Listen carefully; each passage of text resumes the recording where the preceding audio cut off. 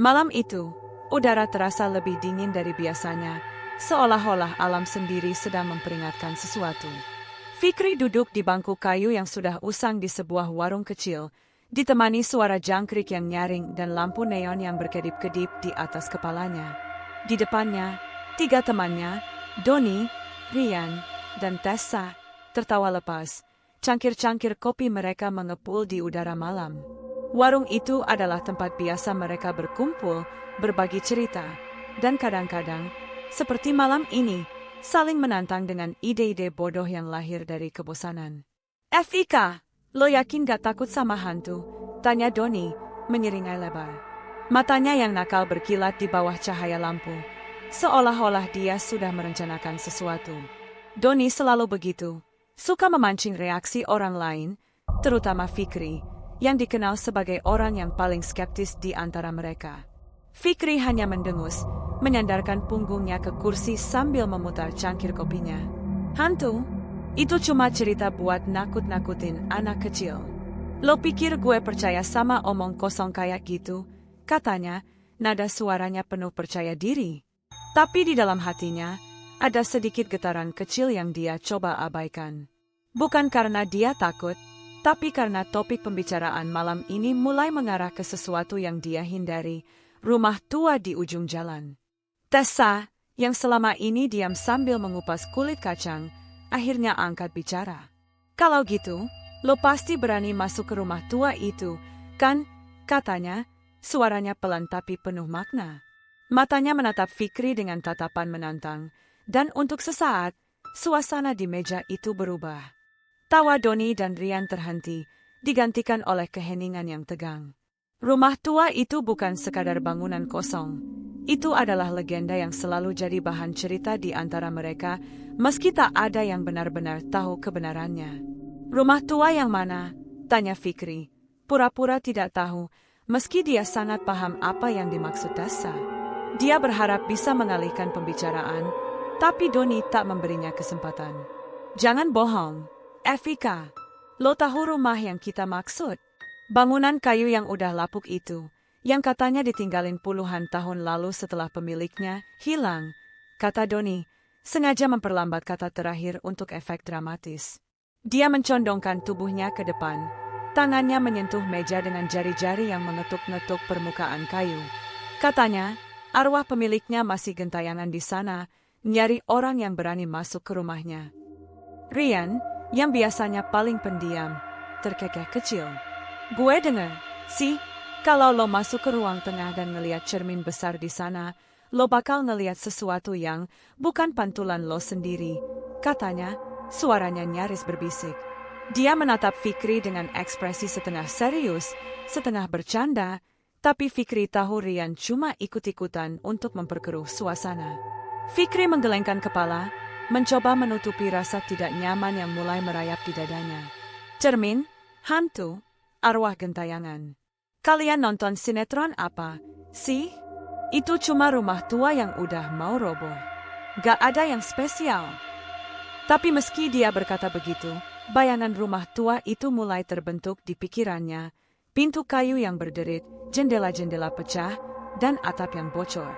Dia pernah melewati rumah itu beberapa kali di siang bolong, dan bahkan di bawah sinar matahari, rumah itu terasa salah. Seolah-olah ada yang mengintai dari balik kegelapan jendela-jendelanya. Tessa menyipitkan mata, tak mau melepaskan tantangan begitu saja. "Kalau lo yakin itu cuma rumah biasa, buktikan dong. Masuk ke sana, ambil foto di ruang tengah, terus keluar. Gampang, kan? Buat lo yang gak takut hantu." Nada suaranya penuh ejekan, tapi ada sesuatu di matanya, sesuatu yang membuat Fikri merasa dia tidak bisa mundur. Doni langsung bersorak, menepuk meja dengan keras hingga cangkir-cangkir kopi bergoyang. "Nah, gitu dong. Taruhan, Fika, lo masuk malam ini, atau lo ngaku kalau lo penakut?" Sorakannya diikuti tawa Rian, sementara Tessa hanya tersenyum kecil, seolah-olah dia sudah tahu apa yang akan terjadi. Fikri menatap mereka satu persatu, merasa egonya tersenggol. Dia bukan penakut, dan dia tidak mau teman-temannya menganggapnya lemah. Tapi di sisi lain, ada suara kecil di dalam dirinya yang memperingatkan untuk tidak melakukannya. Rumah tua itu, entah kenapa, selalu membuat bulu kuduknya berdiri setiap kali dia melewatinya. Tapi dia tidak bisa membiarkan Doni dan Tessa menang. "Deal," kata Fikri akhirnya, berdiri dari kursinya. "Gue bakal masuk, ambil foto, dan balik ke sini sebelum tengah malam. Siapin kopi buat gue, ya."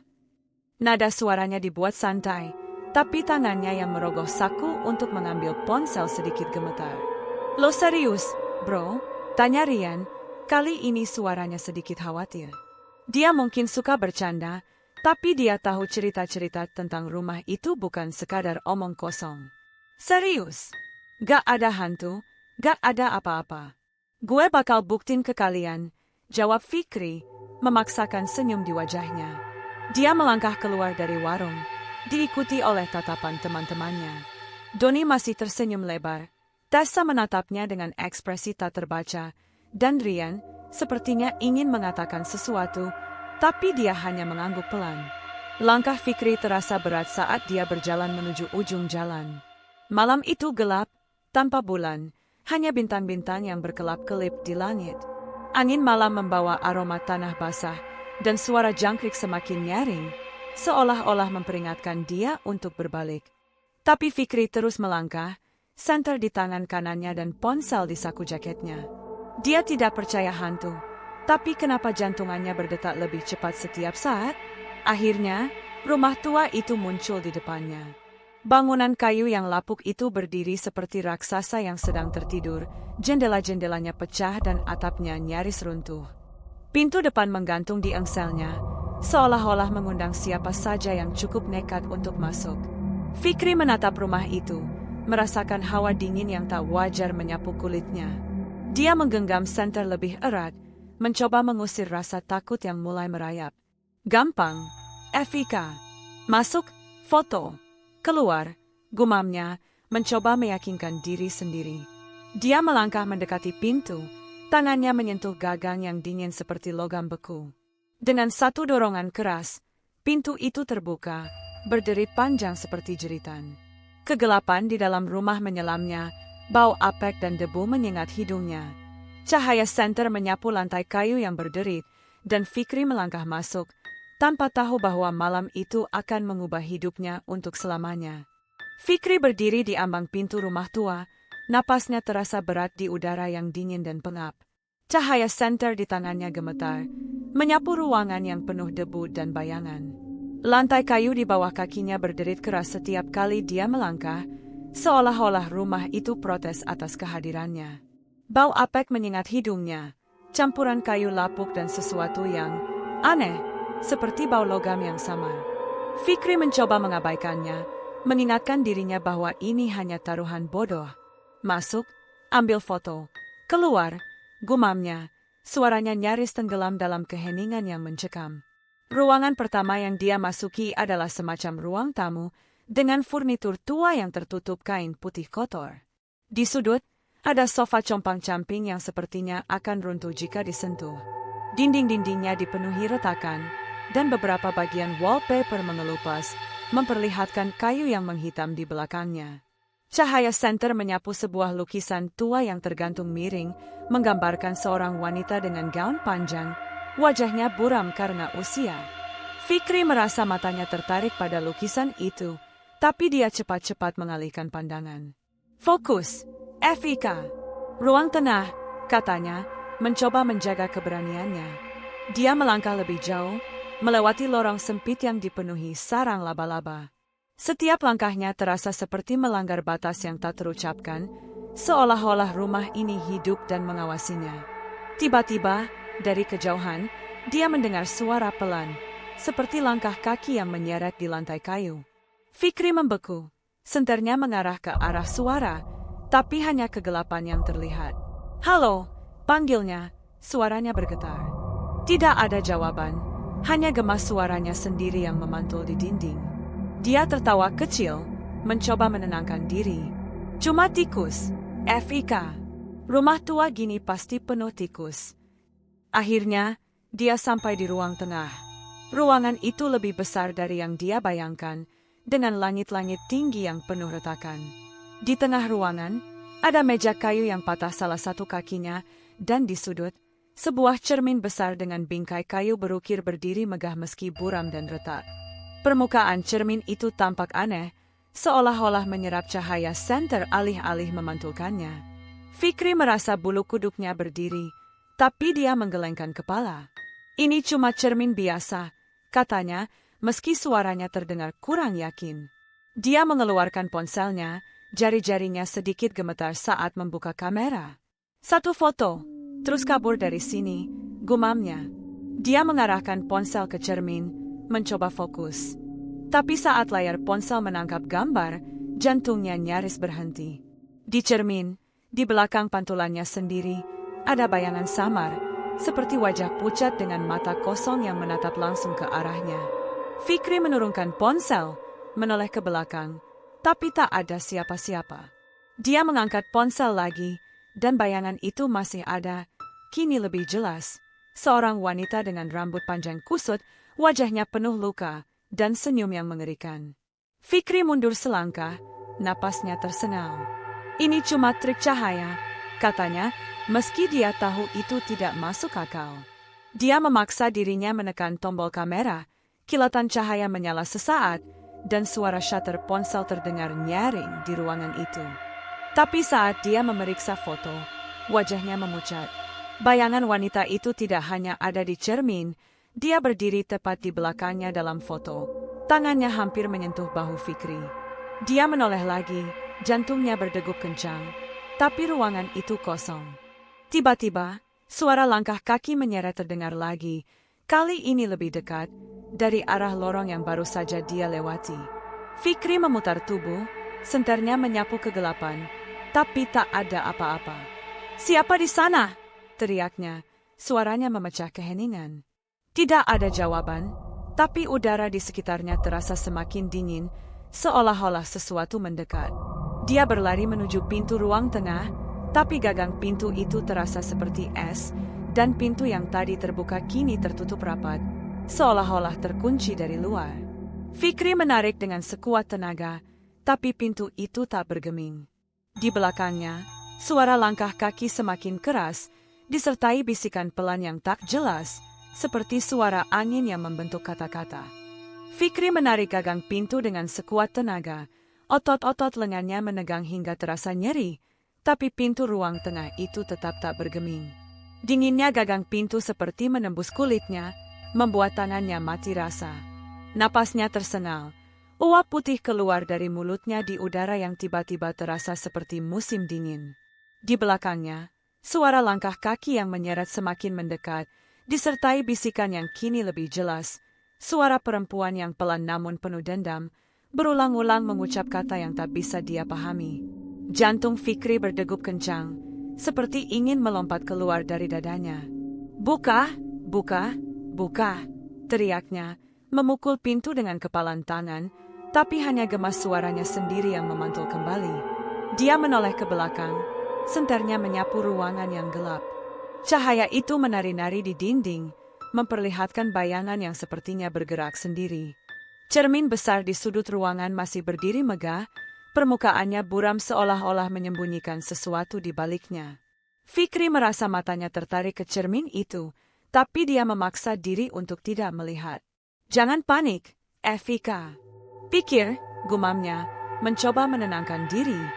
Dia merogoh saku jaketnya, mengeluarkan ponsel, berharap bisa menghubungi Doni atau siapa saja, tapi layar ponsel hanya menunjukkan garis-garis statis, seperti televisi rusak.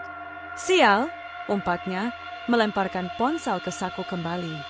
Langkah menyeret itu tiba-tiba berhenti, dan keheningan yang menyusul terasa lebih menakutkan daripada suara itu sendiri. Fikri memegang senter dengan kedua tangan, mengarahkannya ke lorong gelap di belakangnya. "Siapa di sana?" "Muncul kalau berani," teriaknya, suaranya bergetar meski dia berusaha terdengar tegas. Tidak ada jawaban, tapi udara di sekitarnya terasa semakin berat, seperti ada tekanan tak terlihat yang menekan dadanya. Tiba-tiba, dari sudut matanya, dia melihat sesuatu bergerak di cermin. Dia menoleh, dan untuk sesaat, Dia melihat pantulannya sendiri, tapi ada yang salah. Matanya dalam pantulan itu bukan miliknya. Mereka kosong, hitam pekat, dan mulutnya melengkung menjadi senyum yang mengerikan. Fikri mundur hingga punggungnya menempel ke pintu. Senternya jatuh ke lantai dan bergulir. Cahayanya kini menyala ke arah langit-langit yang penuh retakan. "Ini gak nyata, ini gak nyata," katanya berulang-ulang, menutup mata seolah-olah itu bisa menghapus apa yang dia lihat. Tapi saat dia membuka mata lagi, cermin itu kosong. Tak ada pantulan, tak ada apa-apa, hanya kegelapan yang sepertinya menariknya masuk. Dia merasa ada sesuatu yang menyentuh bahunya, dingin dan basah, seperti tangan yang baru keluar dari air. Fikri berteriak, memutar tubuh dan memukul udara, tapi tak ada apa-apa di sana. Dia berlari ke sudut ruangan, mencari apa saja yang bisa digunakan untuk membuka pintu. Di dekat meja kayu yang patah, dia menemukan sebuah tongkat besi berkarat, mungkin bagian dari furnitur yang sudah rusak. Dengan tangan gemetar, dia kembali ke pintu, mencoba mencongkelnya dengan tongkat itu. "Ayo, buka!" teriaknya, mendorong tongkat ke celah pintu. Kayu pintu berderit, tapi tetap tak mau terbuka. Saat dia mendorong lebih keras, tiba-tiba lampu senter yang tergeletak di lantai mati, meninggalkan dia dalam kegelapan total. Fikri membeku, napasnya terhenti. Dalam kegelapan, dia mendengar suara baru, ketukan pelan, seperti jari-jari yang mengetuk kayu, datang dari dalam dinding. Ketukan itu berirama, lambat dan teratur, seolah-olah mengikuti detak jantungnya. "Siapa itu?" "Stop!" teriaknya, suaranya nyaris pecah. Ketukan itu berhenti, tapi kini dia mendengar suara napas, berat dan serak, tepat di belakang telinganya. Fikri memutar tubuh, tangannya memukul udara, tapi lagi-lagi tak ada apa-apa. Dia meraba-raba dinding, mencari pintu, tapi tangannya hanya menyentuh kayu yang lembab dan berlendir. Tiba-tiba, pintu yang tadi terkunci berderit dan terbuka sedikit, cahaya samar dari luar masuk ke ruangan. Fikri tak berpikir dua kali, dia berlari ke arah pintu, mendorongnya dengan bahu hingga terbuka lebar. Dia tersandung ke lorong, napasnya tersengal, tapi dia terus berlari menuju pintu depan rumah. Tapi saat dia hampir sampai, pintu depan yang tadi terbuka kini tertutup rapat, dan gagahnya berputar perlahan, seolah-olah seseorang di sisi lain sedang bermain dengannya. Fikri menoleh ke belakang, dan di ujung lorong, dia melihatnya, sosok wanita dengan rambut panjang kusut, wajahnya pucat dan penuh luka, berdiri di bawah bayangan. Matanya hitam pekat, dan dia tersenyum, memperlihatkan gigi-gigi yang tajam dan berdarah. "Kamu, milikku," bisiknya, suaranya seperti angin yang membawa kematian.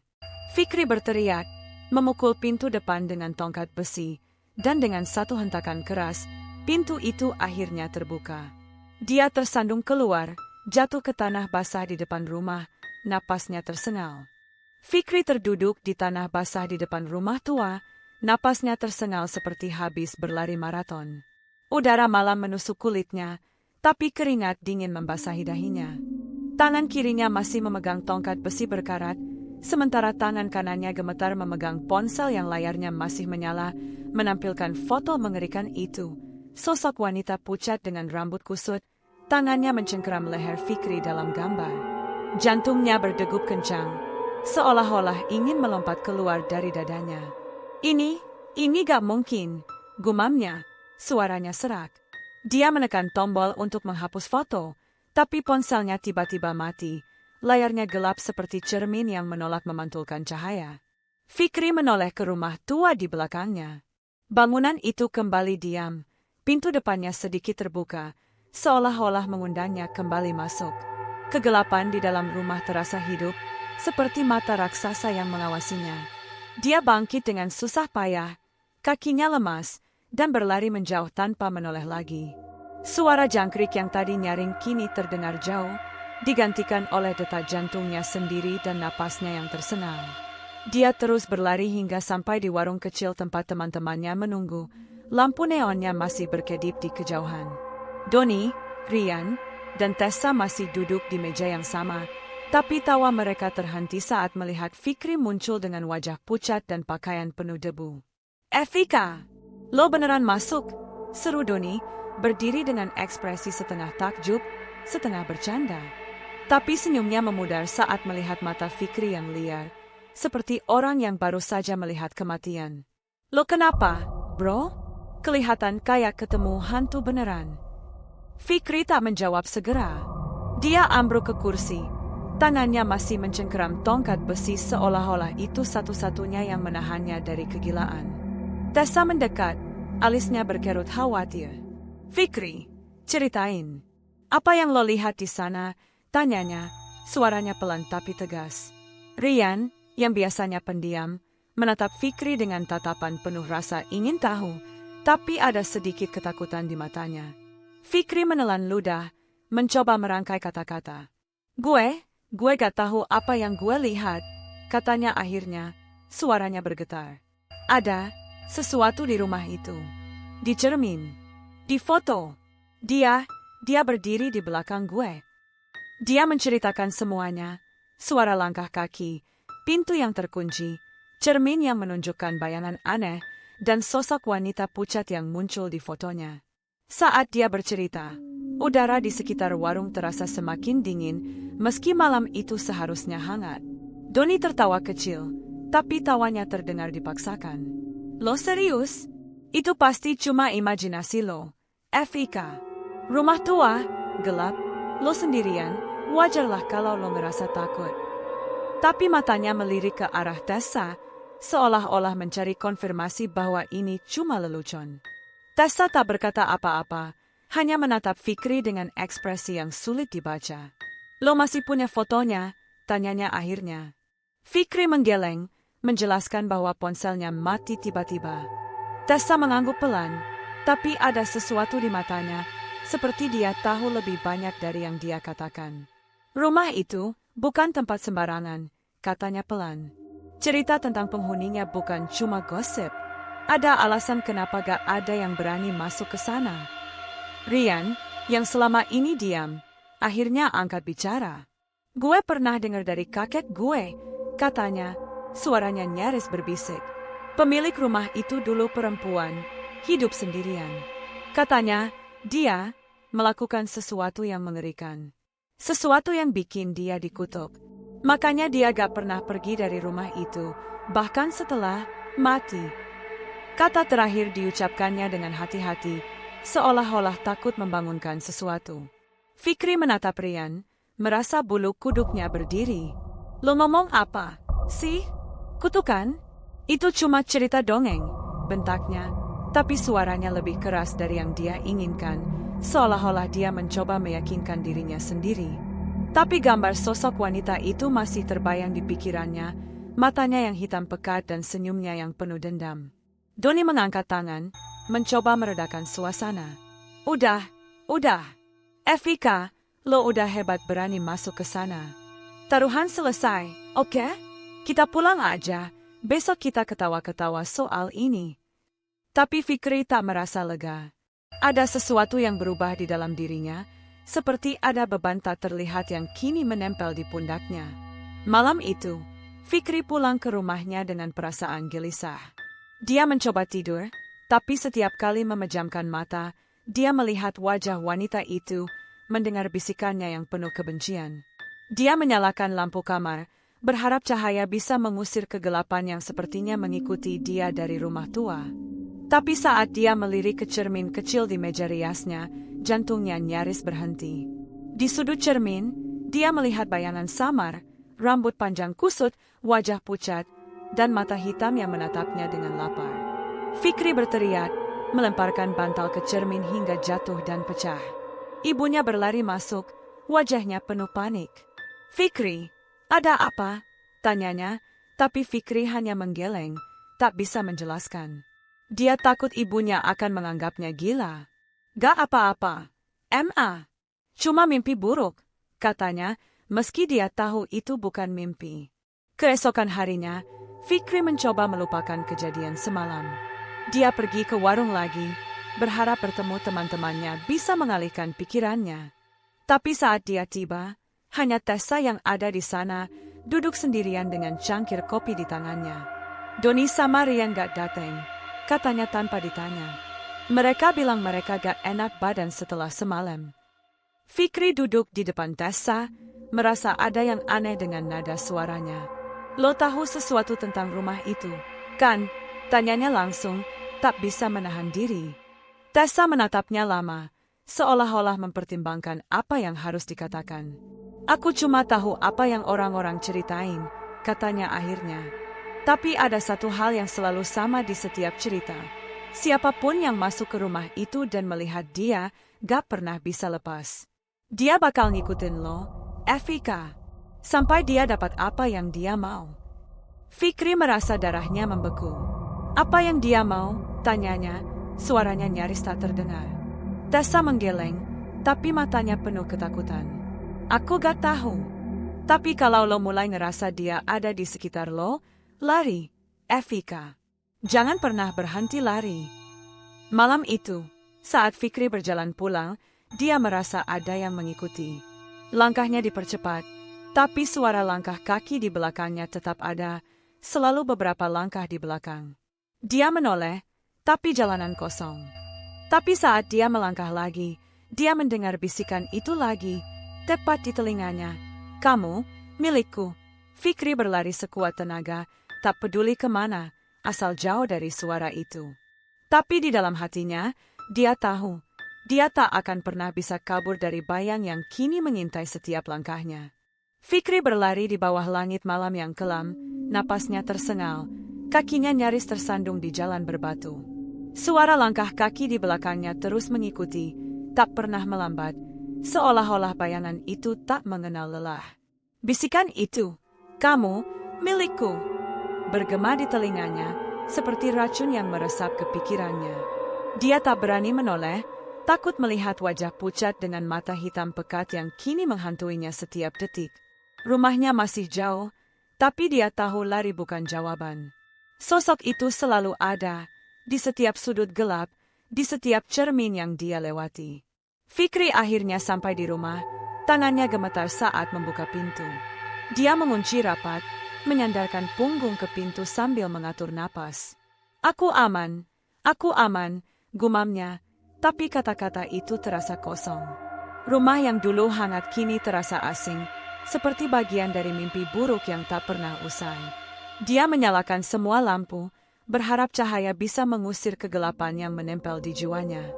Tapi saat dia melangkah ke ruang tamu, cermin kecil di dinding menarik perhatiannya. Dia menghindari pandangan, tapi dari sudut mata, dia melihat bayangan bergerak, rambut panjang kusut, gaun compang-camping yang basah seperti baru keluar dari kubur.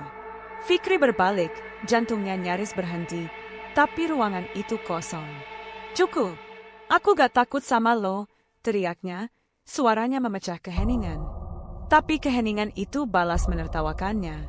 Dia meraih ponselnya, berharap bisa menghubungi Tessa atau siapa saja, tapi layar ponsel kembali menunjukkan foto itu. Foto dari rumah tua, dengan tangan wanita itu mencengkeram lehernya. Kali ini, wajahnya lebih dekat, senyumnya lebih lebar, gigi-giginya tajam seperti pisau. Fikri melempar ponsel ke sofa, tangannya menutup wajah. Ini gak nyata, katanya berulang-ulang, tapi suaranya semakin lemah. Tiba-tiba, lampu di ruang tamu berkedip, lalu mati satu persatu. Kegelapan menelan ruangan, hanya menyisakan cahaya redup dari lampu dapur di kejauhan. Fikri mendengar ketukan pelan dari dalam dinding, seperti yang dia dengar di rumah tua. Ketukan itu berirama, lambat, seperti detak jantung yang sekarat. Dia meraba-raba dinding, mencari saklar lampu, tapi tangannya menyentuh sesuatu yang dingin dan berlendir. Dia menarik tangan dengan cepat, dan di kegelapan, dia mendengar suara napas serak, tepat di belakang telinganya. Fikri berlari ke dapur, meraih pisau dari rat. Pergi, jangan dekat-dekat, teriaknya, mengayunkan pisau ke udara. Tapi suara tawa pelan, dingin dan penuh kebencian, menggema di sekitarnya. Dia menoleh, dan di ambang pintu dapur, dia melihatnya, wanita itu berdiri, tubuhnya sedikit membungkuk, rambutnya menutupi sebagian wajah. Matanya hitam pekat, seperti lubang yang menuju kehampaan. "Kamu tidak bisa lari," katanya. Suaranya seperti gesekan kuku di papan tulis. Fikri mundur, pisau di tangannya gemetar. Tapi wanita itu melangkah mendekat. Gerakannya tidak wajar, seperti boneka yang digerakkan tali tak terlihat. Fikri berbalik, berlari ke kamarnya, mengunci pintu. Dia mendorong lemari untuk menghalangi pintu. Napasnya tersengal. "Tessa bilang aku harus lari, tapi kemana?" pikirnya. Panik. Dia merogoh saku, mencari apa saja yang bisa membantunya, tapi hanya menemukan tongkat besi yang entah bagaimana ada di sana. Tiba-tiba, pintu kamar bergetar, seperti ada yang memukul dari luar dengan kekuatan mengerikan. "Fikri," bisik suara itu, kali ini menggunakan namanya. Setiap suku kata penuh janji kematian. Cermin di kamarnya, cermin yang selalu ada di sudut, tiba-tiba berderit, seolah-olah bergerak sendiri. Fikri menoleh, dan di dalam cermin, dia melihat bukan kamarnya, tapi ruang tengah rumah tua. Wanita itu ada di sana, berdiri tepat di belakang pantulannya, tangannya meraih ke arahnya. Fikri berteriak, memukul cermin dengan tongkat besi hingga pecah berkeping-keping. Tapi setiap pecahan cermin menunjukkan wajah yang sama, wajah wanita itu. Tersenyum, matanya mengikuti setiap gerakannya. Pintu kamar jebol, lemari terdorong seperti mainan. Wanita itu masuk, tubuhnya kini lebih mengerikan. Kulitnya retak seperti porselen pecah, darah hitam menetes dari mulutnya. "Kamu, milikku, selamanya," katanya. Suaranya bergema seperti paduan suara dari neraka. Fikri mundur hingga punggungnya menempel dinding, pisau di tangannya jatuh. Dia merasa tubuhnya membeku, tak bisa bergerak, seolah-olah kegelapan itu sendiri menelannya. Pagi harinya, rumah Fikri sunyi. Tessa, Doni, dan Rian datang setelah tak mendapat kabar darinya. Pintu depan terbuka lebar, tapi tak ada tanda-tanda Fikri. Di kamarnya, mereka menemukan cermin yang pecah, tongkat besi penuh darah, dan dinding yang penuh goresan, seperti cakar. Tapi Fikri hilang, seolah-olah ditelan bumi. Di sudut ruangan, cermin yang pecah berkilau aneh, dan untuk sesaat, Tessa melihat pantulan samar, Fikri, berdiri di ruang tengah rumah tua, wajahnya pucat, matanya hitam pekat, dan senyum yang bukan miliknya. Di belakangnya, wanita itu memeluknya erat, berbisik, "Selamanya, milikku."